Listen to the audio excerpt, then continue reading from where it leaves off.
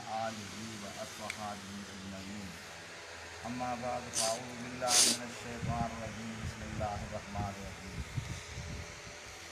إن هذا لهو القصص قصص الحق وما من إله إلا الله وإن الله لهو العزيز الحكيم آمنت بالله صدق الله العظيم وصدق رسوله النبي الكريم तव्हांजे साम्हूं अर्ज़ु रखियो वियो महबूब करीम सल्लल्लाहु अलैहि वसल्लम जी ज़ाते बाबरकात ईसा इन सां मुबाहिलो फरमायो।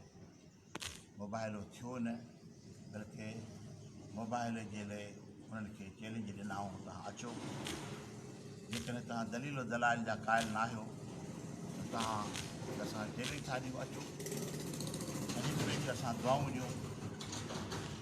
जेको कूड़ो हूंदो अलाह ताला जी ज़ाते बाबरकात हुनखे हलाक कंदो। महबूब करीम सल्लल्लाहु अलैहि वसल्लम जी बारगाह में जॾहिं ॿिए ॾहाड़े ते ही आया अॻ में पाण में मशवरो करे आया हुनजी मुबाहिलो न कंदासीं। हुनजी वॾे में हुनखे रोकियो हो। ॿी रवायत में आहे त हुनजो वॾो बि ख़ुदि हुन सां गॾु हलियो आयो ऐं पंहिंजे उन वॾे खे जॾहिं वठियूं अचनि पिया त अलाह जो महबूब उन वक़्तु इन सूरत में हुयो जो सुहिणो हुसैन अलैहिस्सलाम महबूब करीम सल्लल्लाहु अलैहि वसल्लम जी झोली मुबारक में छा भाकुर में क्यों बीठा।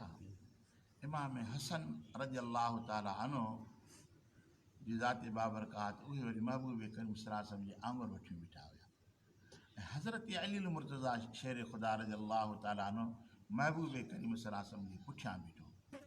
वरी उन जे पुठियां सैयदा तय्यबा ताहिरा ख़ातून जन्नत पर्दे में बीठी ऐं अलाह जे महबूब करीम सल्लल्लाहु अलैहि वसल्लम जी ज़ाते बाबरकात इन्हनि खे पाण सां गॾु खयाई इन करे त जॾहिं मां अलाह जी बारगाह में दुआ घुरां त तव्हां आमीन चइजो।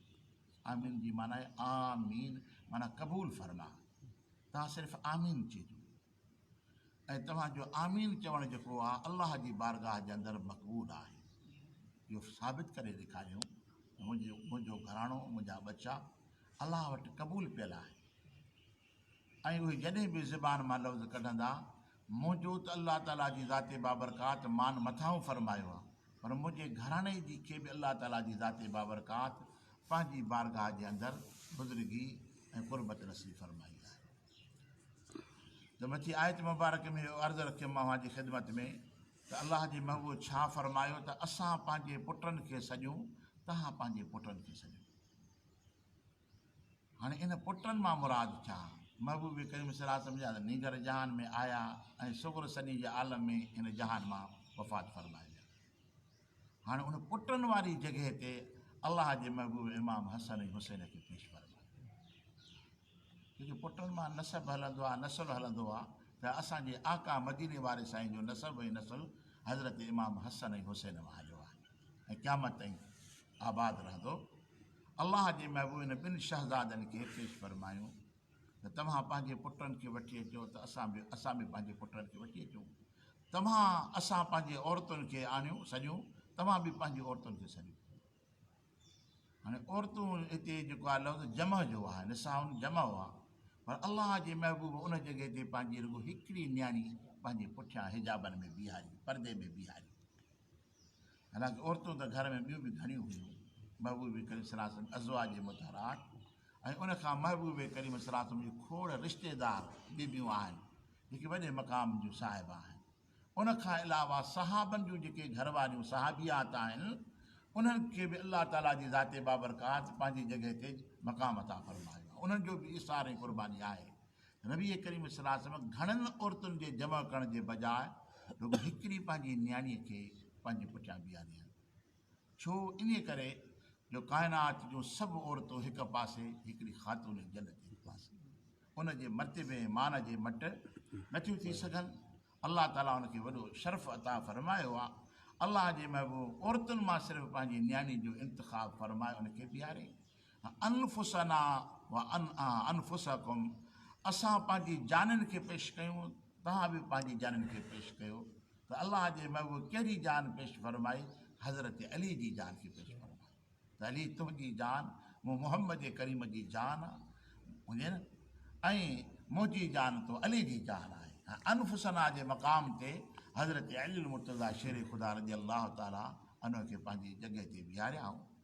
जॾहिं उहो ईसाई ईअं आया त परे खां उन महबूब करीम सल्लल्लाहु अलैहि वसल्लम जे इन मंज़र खे जो ॾिठाऊं त उन्हनि जे दिलनि जे मथां एॾो त रोब तारी थी वियो जो उन्हनि जो जिस्म बेकाबू थी वियो, उहो पाण खे संभाले न पिया सघनि।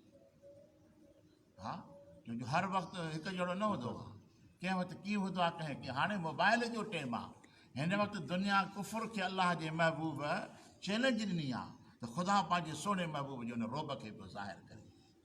हीअ कल्ह आयासीं त ॿी आई त ॿी आहे, अलाए छा पाण खे संभाले कोन पिया सघनि। त उनजो जेको वॾो अस्कफ़ हो उनखे चवणु लॻो त मां चयोमांव न, उते चयोमांव त हिन सां मुक़ाबिलो न कयो, छो जो हीअ मुक़ाबिले करण वारा आहिनि ई कोन। जेको हिन सां मुक़ाबिलो कंदो उहो नेस्तो नाबूद थी वेंदो। पोइ अलाह जे महबूब करीम सल्लल्लाहु अलैहि वसल्लम जी बारगाह जे अंदरि हिकिड़ा उतां ई ॾिसी करे आस्ते आस्ते खिसकी हलिया विया। उतां ई हिकिड़ा वरी महबूब करीम सल्लल्लाहु अलैहि वसल्लम जे हिन मर्तबे शान खे ॾिसी करे उते ई कलमो पढ़ी मुस्लमान थी विया। उते ई मुस्लमान थी पिया त वाह महबूब, तुंहिंजो शान छा आहे, तुंहिंजे ख़ानदान तुंहिंजे बचनि जो शान छा आहे, उहे मोमिन थी पिया। ऐं हिकिड़ा वरी महबूब करीम सल्लल्लाहु अलैहि वसल्लम जी बारगाह जे अंदरि पाण खे बचाइण जे लाइ सुहिणे महबूब जो इहा जी किरिया त साईं असांखां जसारत थी आहे, असांखे माफ़ी मिलणी, तव्हां हक़ ते आहियो, तव्हां सचा आहियो, तव्हांजे सच हुजण में कोई शक ई न आहे। त अज़ीज़ान गिरामी, हिन आयत मुबारक जे अंदरि अलाह ताला जी ज़ाते बाबरकात पंहिंजे महबूब जे घराने जी अज़मत बयानु फरमाई आहे। ऐं दीन हक़ानियत छा सां साबित थिए थी वई, छा सां? असां दीन खे साबित कंदा आहियूं दलीलो दलाइल सां, पर हिन जॻह ते दीन छा मां साबित थिए थो, हुन पाक वजूदनि मां साबित थिए थो। ॾिसो न, असां बसि दलील ॾींदासीं, क़ुर पाक जी आयत खणी ईंदासीं, हदीस खणी ईंदासीं, बुज़ुर्गनि जो कौल खणी ईंदासीं, उनखे सच साबित करण जे लाइ। बल्कि हक़ानियत जो जेको दीन हक़ानियत जो जेको सबूत आहे न, उहो पाक वजूदनि में रखियलु आहे। जॾहिं पाक वजूदनि मां उहो फैज़ ज़ाहिर थिए थो, दुनिया जी कुफर टुटी थो पए ऐं उनजी हक़ानियत खे ॾिसी करे जेकर मालूम थियो त दुनिया जे अंदरि औलिया अलाह जो हुजणु ज़रूरी आहे, सालिहीन जो हुजणु ज़रूरी आहे, आबिदीन जो हुजणु ज़रूरी आहे, जेके अॼोकी दुनिया नज़र अंदाज़ करे थी पई। हालांकि इहे दीन हक़ जी ऐं हक़ानियत जा दलील आहिनि, इहे सबूत आहिनि। पोइ जॾहिं मैदान लॻंदो न, पोइ मुला थोरी मैदान में बीहंदा, पोइ इहे अलाह जा सालिह बाना मैदान में बीहंदा आहिनि। तव्हां माज़ी में ॾिसो त किथे बि दुनिया जे कुफर जी चैलेंज थी आहे त उन जॻह ते मैदान ते अलाह जा वली निकिरी आया आहिनि। जॾहिं कादियानियुनि जो मुनाज़रो थियो पाकिस्तान ठहण खां अॻु में, हज़रत मेहर अली शाह गोलर शरीफ़ वारा उहे सरवाण हुया, उहे क़ाइद हुया, जीअं न उन बि कादियानियुनि खे मुबाहिले जी चैलेंज ॾिनी। कहिड़ी ॾिनी आई त या तव्हांजो कलम लिखे त अलाह जो महबूब ख़ातिमुन नबी न आहे, या मुंहिंजो कलम लिखे त अलाह जो महबूब ख़ातिमुन नबी न आहे। यार अलाह वारा आहिनि न साईं, छो जो नेकनि जो वजूद जो हुजणु ज़रूरी आहे।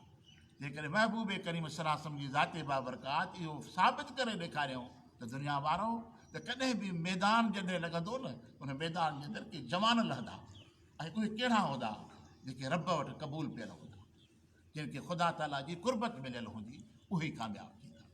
त अलाह ताला जी महबूब करीम सल्लल्लाहु अलैहि वसल्लम जी ज़ाते बाबरकात पंहिंजे अहल बैत, पंहिंजे ख़ानदान, पंहिंजे बचनि जो शान ज़ाहिर फरमायो। अलाह ताला जी ज़ाते बाबरकात इरशाद फरमाए इन हाज़ा लहुल क़ससुल हक़, बेशक ही जेको बयानु आहे हक़ जो बयानु अथव, सच जो बयानु आहे। वमा मिन इलाहिन इल्लल्लाह, नाहे को इलाह, नाहे को महबूद सिवा अल्लाह जे। इन अल्लाह वल अज़ीज़ुल हकीम, ऐं बेशक अल्लाह ताला अलबते उहो ग़ालिब हिकमत वारो आहे। ख़ुदा ताला जी ज़ाते बाबरकात। हाणे बसि चइजो ख़ुदा जी वहदानियत जो बसि हुयो, ॿियो बसि न हुयो। छो जो मुनाज़िरे जा क़िस्म हूंदा आहिनि, भई कहिड़े मौज़ू ते मुनाज़िरो थींदो, मुबाइलो थींदो, कहिड़ी ॻाल्हि ते थींदो, ख़ुदा जी वहदानियत जे मथां ई मुनाज़िरो हो अलाह जी। त अलाह जी ज़ाते बाबरकात पाक आहे, ला वलद लहू वला वालिद लहू, उनखे वलद बि न आहे, उनखे वालिद बि न आहे। तव्हां इहा जेका दावा कई आहे हज़रत ईसा अलैहिस्सलाम जे हक़ में, इहा तव्हां हिन में कूड़ा आहियो। त हाणे उन अलाह जी हक़ानियत जे लाइ, वहदानियत जे लाइ, अलाह ताला जे वहदहू ला शरीक हुजण जे लाइ अलाह जो महबूब मैदान हुया। ख़ुदा जी ज़ात जे लाइ बि मोमिन खे हमेशह तयारु रहणु घुरिजे। अलाह जी ज़ाते बाबरकात जे शान में केरु गुस्ताखी करे, बेअदबी करे, त उनजो बि असांखे दिफ़ा करिणो आहे। अल्लाह जे महबूब जे शान में कोई बेअदबी करे गुस्ताखी करे त उनजो बि दिफ़ा करिणो आहे। हीअ अल्लाह ताला जी ज़ाते बाबरकात असांजे मथां ज़िम्मेवारियूं रखियूं आहिनि। अॻिते अल्लाह ताला जी ज़ाते बाबरकात इरशाद फरमा फ़इन तवल्लौ फ़इन्नल्लाह अलीमुम बिल मुफ़्सिदीन। पोइ जेकॾहिं फिरी वञनि न त पोइ बेशक अल्लाह ताला फ़साद कंदड़ खे ॼाणींदड़ आहे। पहिरियों मुनाज़रो कंदई बस कंदई पोइ मैदान करे भॼी वेंदो। पोइ अल्लाह ताला जी ज़ाते बाबरकात फरमाती इहे फ़सादी अथव जेके जमायतुनि जे विच में भाइरनि जे विच में इहे फ़साद पैदा कनि था, इख़्तिलाफ़ जूं ॻाल्हियूं करे फ़साद कनि था पिया। हालांकि इख़्तिलाफ़ जी ॻाल्हि करणु उनखे ठहे जेके साहिब इल्मु आहिनि, जेके इल्म वारा आहिनि, रासिख़ इल्म आहिनि। छो जो इख़्तिलाफ़ ठहे उन थो जेके इल्म खे ॼाणनि न। हाणे जेके पंहिंजी ॼाण कोन्हे की उहो इख़्तिलाफ़ करे छा कंदो, उहो त फितनो कंदो, फ़साद कंदो, उन में जहिड़ा थींदा, क़त्ल गारत थींदी, यानी हिकिड़ो वरी वॾो फ़साद पैदा थींदो। अल्लाह ताला जी ज़ाते बाबरकात फरमाए इहे जेके फिरी वञनि महबूब इन फ़सादनि खे अल्लाह ताला जी ज़ाते बाबरकात ॼाणींदड़ आहे ऐं उन्हनि खे अल्लाह ताला जी ज़ाते बाबरकात पाण ई उन्हनि खे निस्तो नाबूद फरमाईंदी। दुआ आहे त अल्लाह ताला जी ज़ाते बाबरकात असांखे अमल करण जी तौफ़ीक़ अता फरमाए। वमा तौफ़ीक़ इल्ला बिल्लाह। सोने महबूब